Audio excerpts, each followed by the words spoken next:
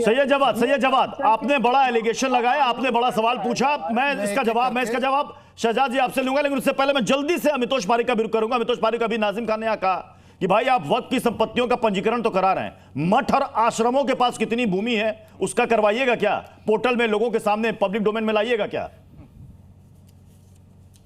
प्रत्युष जी, एक बहुत बड़ा अंतर है। पहले तो वक्फ और मठ और मंदिर की जमीनों का कोई कंपैरिजन ही नहीं है। एक जमीन है जो चैरिटी के लिए दी कंपैरिजन है भाई, है। आपको वक्फ बोर्ड की जमीनें दिखाई दे रही है, लेकिन आपको मठ और आश्रम की जमीनें नहीं दिखाई दे रही। अमितोष जी, सब एक दायरे में आना चाहिए ना, एक दायरे में आना चाहिए भाई। मैं मेरा पॉइंट बोल देता हूं, इनके बीच में मैं बोला नहीं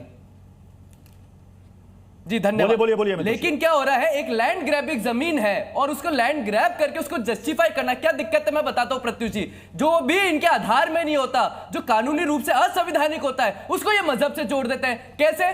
सबसे पहले डिबेट चालू हुई थी, Waqf is an essential part of our religion, declare नहीं हुआ, कहीं पे प्रूफ नहीं हुआ।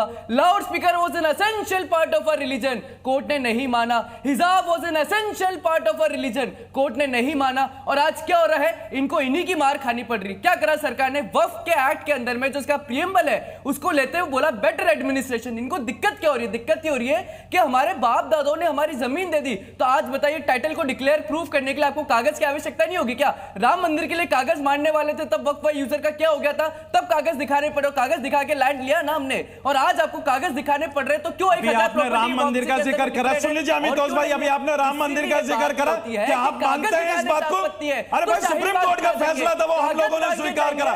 वरना अगर सुप्रीम कोर्ट अगर फैक्ट के आधार पर करता तो आपको और मुझे बताने की जरूरत नहीं। लेकिन आस्था की बातें होती हैं तो देश। अरे सुन लीजिए अमितोष सिंह भाई, आप जिस तरीके का भ्रम फैलाने की कोशिश करें बंद कर दीजिए भाई। हम लोगों के लिए देश का सुप्रीम कोर्ट सर्वोपरि है, देश का संविधान सर्वोपरि है। ठीक है, मैं देखिए समय की कमी है, मैं कुछ शुरुआतों से माफी चाहूंगा, आपके पास काफी देर से आ रहा हूं, चूंकि आपने पूरे बहस को सुन लिया है। मुझे एक सवाल का जवाब दे दीजिए, क्योंकि अभी मामला कोर्ट में ही है, अभी इस पर कोई अंतिम फैसला नहीं आया है, क्योंकि कोर्ट ने भी इस बात को इंगित किया था कि वक्फ बाय यूजर, इसमें अगर किसी के पास कोई दस्तावेज नहीं होगा तो फिर क्या उसे आप अवैध मान लेंगे? यह सवाल तो अभी भी मूल सवाल बना हुआ है।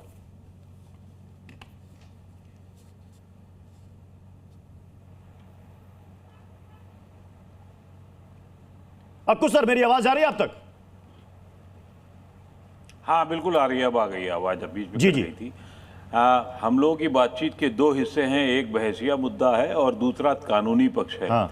बहसिया मुद्दा यह है, अगर इस समय बहस हो रही है तो इसका मतलब ये भी हो सकता है कि शहजाद पूनावाला साहब को कुछ देर में ये हो सकता है काफिर घोषित कर दिया जाए, क्योंकि इनके पास बहुत सारे कागज वागज नहीं होंगे और यहीं पे बहस करके इसको ये किस तरह की बात कर रहे हैं? तिरंगे ये आप एक कम्युनिटी को टारगेट करने वाली बात कर रहे हैं भाई। किसी मुसलमान ने शहजाद भाई को काफिर शब्द बोला है?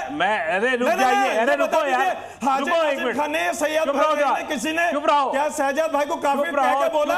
इस तरीके का नैरेटिव क्यों सेट कर रहे हैं भाई आप लोग? अरे आप क्यों सेट करते हैं इस तरीके का नैरेटिव? देश के अंदर आप लोग ही नफरत फैलाते हैं हिंदू मुसलमानों के बीच में।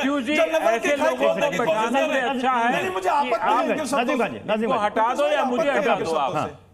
प्रत्युष जी, हाँ, एक सेंटेंस में इनके मिर्चा लग गया पूरा। दूसरी चीज ये, अगर आप गलत बोलेंगे तो मैं क्यों बर्दाश्त करूंगा? संविधान का झंडा लेकर के या देश का झंडा लेके क्यों बैठे हैं आप? आप अपने आप को साबित करने क्या चाहते हैं?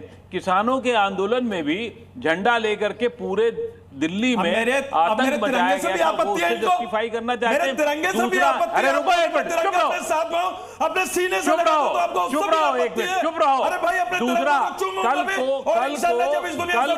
कल को लड़के हैं, गलती हो जाती है, माफी चाहूंगा गलती हो जाती है।